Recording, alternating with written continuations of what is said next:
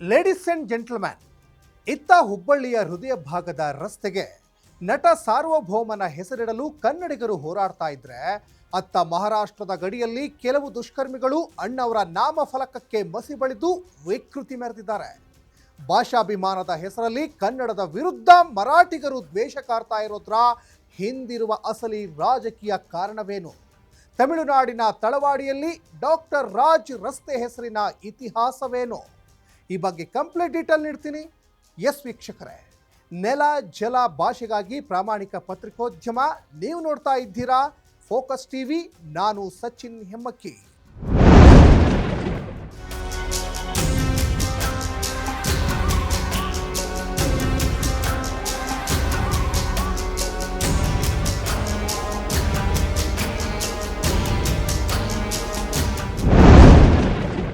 ಬೆಳಗಾವಿ ಮತ್ತು ಕರ್ನಾಟಕ ಮಹಾರಾಷ್ಟ್ರ ಗಡಿ ಭಾಗಗಳಲ್ಲಿ ಮಹಾರಾಷ್ಟ್ರ ಏಕೀಕರಣ ಸಮಿತಿ ಹಾಗೂ ಕೆಲವು ಉಗ್ರ ಮರಾಠಿ ಸಂಘಟನೆಗಳು ಕನ್ನಡಿಗರನ್ನ ಕೆಣಕಲು ಸದಾ ಕಾಯುತ್ತಿರುತ್ತದೆ. ಕರ್ನಾಟಕ ಸರ್ಕಾರ ಮತ್ತು ಸ್ಥಳೀಯ ಆಡಳಿತಗಳು ಗಡಿ ಭಾಗದಲ್ಲಿ ಕನ್ನಡದ ಅಸ್ತಿತ್ವವನ್ನು ಗಟ್ಟಿಗೊಳಿಸಲು ಮತ್ತು ಕನ್ನಡಿಗರಲ್ಲಿ ಧೈರ್ಯ ತುಂಬಲು ಪ್ರಮುಖ ರಸ್ತೆಗಳಿಗೆ ಡಾಕ್ಟರ್ ರಾಜ್ಕುಮಾರ್ ರಸ್ತೆ ಅಂತ ಹೆಸರಿಟ್ಟಾಗ ಮರಾಠಿ ಸಂಘಟನೆಯ ದುಷ್ಕರ್ಮಿಗಳು ಸಹಿಸಲಿಲ್ಲ.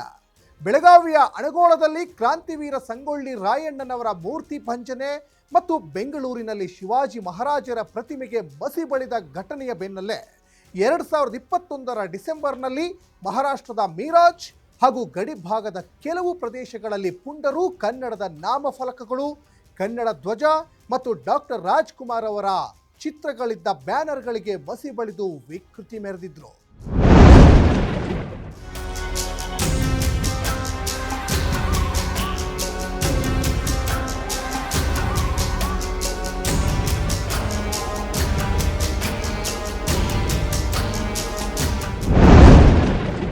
ಹಲವು ವರ್ಷಗಳಿಂದ ಈ ಬೇಡಿಕೆಗಾಗಿ ಹೋರಾಟ ನಡೆಸ್ತಾ ಇದ್ದ ಕನ್ನಡ ಪರ ಸಂಘಟನೆಗಳು ಹಾಗೂ ಉತ್ತರ ಕರ್ನಾಟಕ ಆಟೋ ಚಾಲಕರ ಸಂಘದ ನಿರಂತರ ಒತ್ತಾಯಕ್ಕೆ ಮಣಿದ ಹುಬ್ಬಳ್ಳಿ ಧಾರವಾಡ ಮಹಾನಗರ ಪಾಲಿಕೆಯು ಮೇ 2026ರ ಕೊನೆಯ ವಾರದಲ್ಲಿ ಕೊಪ್ಪಿಕಾ ರಸ್ತೆಗೆ ಅಧಿಕೃತವಾಗಿ ಡಾಕ್ಟರ್ ರಾಜ್ಕುಮಾರ್ ರಸ್ತೆ ಅಂತ ನಾಮಫಲಕವನ್ನು ಅಳವಡಿಸಿತ್ತು.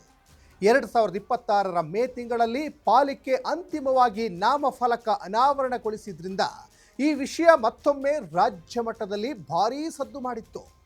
ಹಲವು ವರ್ಷಗಳಿಂದ ನೆನೆಗುದಿಗೆ ಬಿದ್ದಿದ್ದ ಈ ಪ್ರಕ್ರಿಯೆಗೆ ಮಹಾನಗರ ಪಾಲಿಕೆಯು ಚಾಲನೆ ನೀಡಿ ನಾಮಫಲಕ ಅಳವಡಿಸಿದ್ದೇ ಈ ಬಾರಿ ಸುದ್ದಿ ಮತ್ತು ಚರ್ಚೆಗೆ ಪ್ರಮುಖ ಕಾರಣವಾಗಿದೆ. ಒಂದು ಕಡೆ ನಾಮಫಲಕ ಅಳವಡಿಕೆಯನ್ನ ಐತಿಹಾಸಿಕ ಜಯ ಅಂತ ಸಂಭ್ರಮಿಸಿದ ಕನ್ನಡ ಪರ ಸಂಘಟನೆಗಳು, ಮತ್ತೊಂದು ಕಡೆ ತಮ್ಮ ದೈನಂದಿನ ವ್ಯಾಪಾರ ಮತ್ತು ಇತಿಹಾಸದ ಉಳಿವಿಗಾಗಿ ಆಕ್ಷೇಪ ಎತ್ತಿದ ಸ್ಥಳೀಯರು. ಈ ಇಬ್ಬರ ನಡುವೆ ಮಹಾನಗರ ಪಾಲಿಕೆಯು ಸಿಲುಕಿಕೊಳ್ಳುವಂತಾಯಿತು. ಅಂತಿಮವಾಗಿ ಪಾಲಿಕೆಯು ಅಧಿಕೃತ ರೂಪ ನೀಡಲು ಮುಂದಾದ ಆ ಒಂದು ನಾಮಫಲಕ ಅಳವಡಿಕೆಯ ನಡೆ ಇಡೀ ವಿವಾದಕ್ಕೆ ಮರುಜೀವ ನೀಡಿ ಮಾಧ್ಯಮಗಳಲ್ಲಿ ಇದು ದೊಡ್ಡ ಮಟ್ಟದ ಚರ್ಚೆಯಾಗಲು ಪ್ರಮುಖ ಕಾರಣವಾಯಿತು.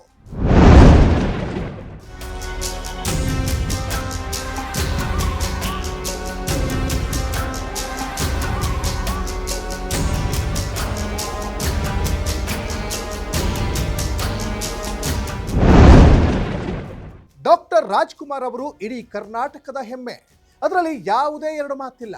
ಆದರೆ ಹುಬ್ಬಳ್ಳಿಯಲ್ಲಿ ಡಾಕ್ಟರ್ ರಾಜ್ಕುಮಾರ್ ಅವರ ಹೆಸರನ್ನಿಡಲು ಸಾರ್ವಜನಿಕರಿಗೆ ಯಾವುದೇ ವಿರೋಧ ಇಲ್ಲದೆ ಇದ್ರೂ ನಗರದ ಅಸ್ಮಿತೆಯಾಗಿರುವ ಹಳೆ ಹೆಸರನ್ನ ಅಳಿಸಬೇಡಿ ಎನ್ನುವುದು ಸಾರ್ವಜನಿಕರ ಒತ್ತಾಯ.